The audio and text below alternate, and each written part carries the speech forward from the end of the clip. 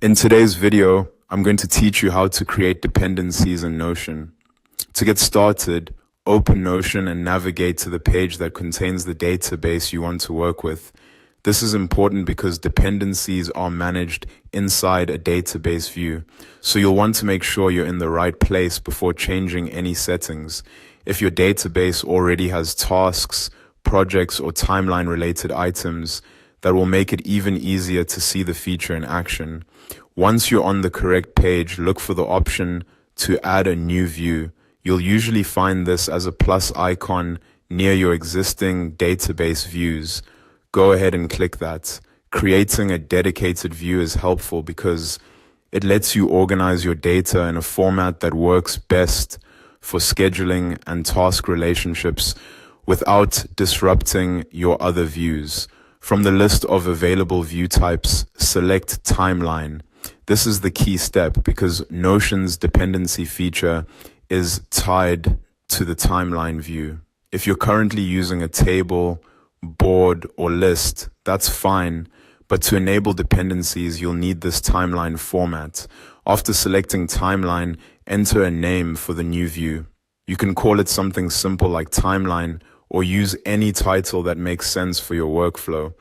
The name doesn't affect the feature itself, but choosing a clear label can help you identify the view later, especially if your database contains several different layouts. With the new timeline view open, find the settings icon in the same general area as the view controls and click it. This is where Notion keeps additional customization options for the active view. Next, click on More Settings.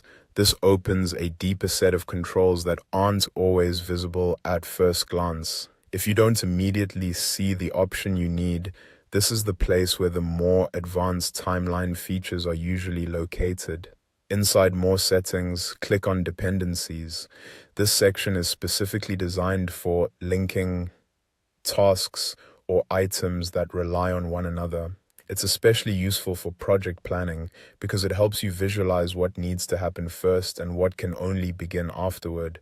Finally, click Turn on Dependencies. Once this is enabled, Notion activates the dependency feature for that timeline view, allowing you to manage connected tasks more effectively. From here, you'll be able to work with task relationships directly inside your project timeline and build a clearer workflow.